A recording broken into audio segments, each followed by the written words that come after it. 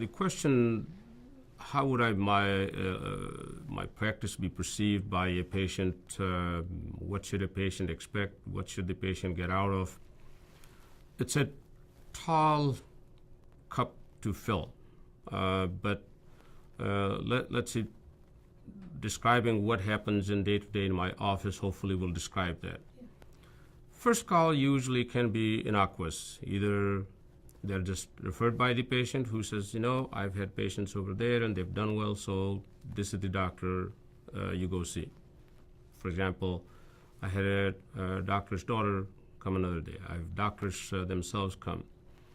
And that sort of builds your confidence in a way as well, that somebody trusts you. But the first call could be innocuous. Okay, somebody calls. I like face-to-face personal conversation, especially the first time.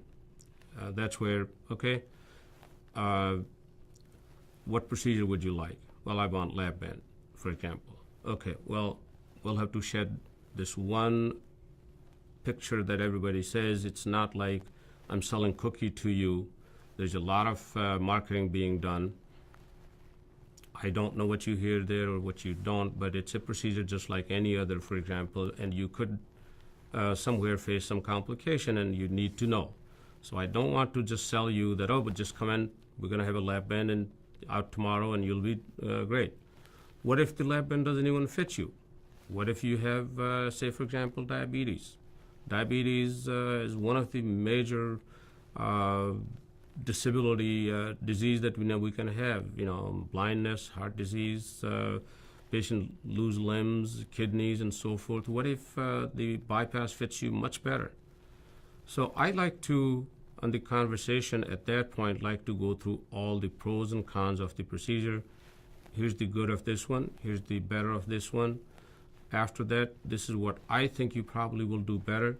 But on the other hand, you are the consumer. Now that I have given you all this layout, ask me questions, inform yourself. Whether you tell me today or whether you tell me today and change mine tomorrow, it's okay. You're not somewhere backed in a corner, and I don't want you to, if you need thinking time, give it today. But if you are ready, then tell me. Despite what I said, what would you like? Because you finally have to make this procedure work for you. Mine is once you're healed, I'm going to be your advisor. I may sometimes be upset with you if that's what it takes to motivate you, or hey, you're doing a great job. Whatever it takes, but I want you to make it a success. I want you to, at least for the next at least 1 year, come once a month. And I'm not going to do your physical exams. Mine is going to be just motivate you that what's going to make you achieve the goal that you set out to.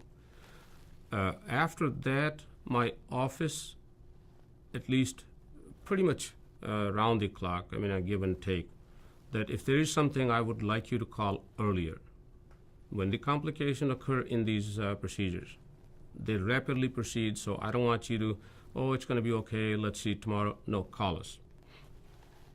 And definitely come once a month, because even the studies have shown that those who come, even the counseling, that keeps you on track.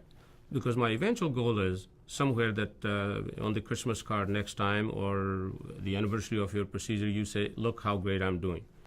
I had a patient who sent me a skiing picture. You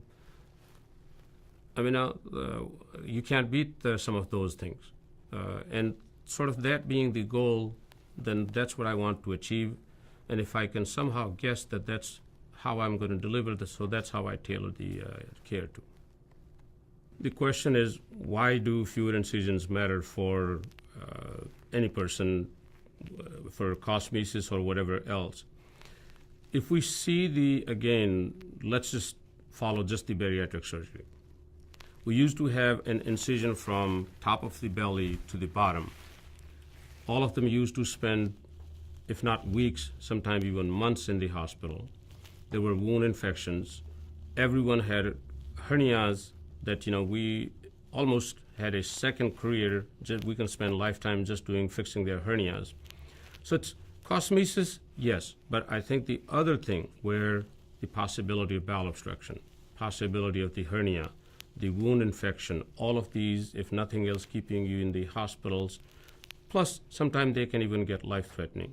So I think the vanity being aside, there is a big plus for not having the incisions. What I tell is from the patient point of view is that instead of having multiple cuts, you're going to have one. More than likely, we're going to give it somewhere right where they might have previous scar, like I have done through when they have the tummy tuck. I've done through tummy tuck scar, so there's not even a scar to show. Or I tell them that there may be just one incision around the belly button where we try to hide it. And it almost becomes, not complete, but almost becomes no scar. And that's the beauty for the patient.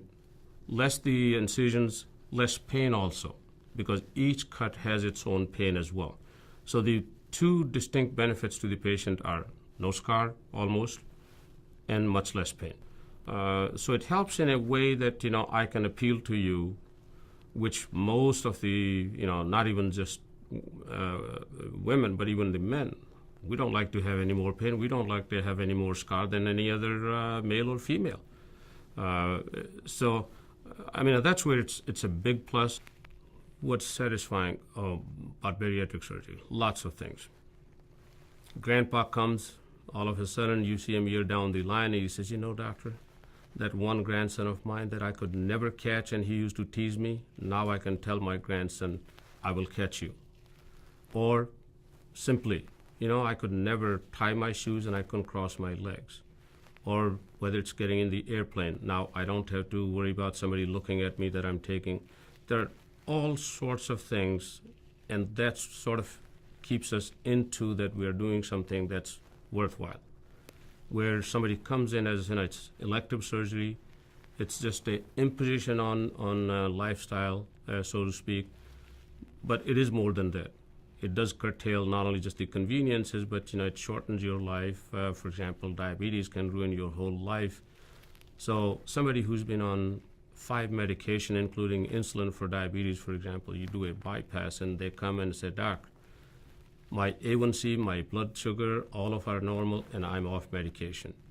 Or the other one may be that I used to take about 6 of them. Now I only take 2 medication.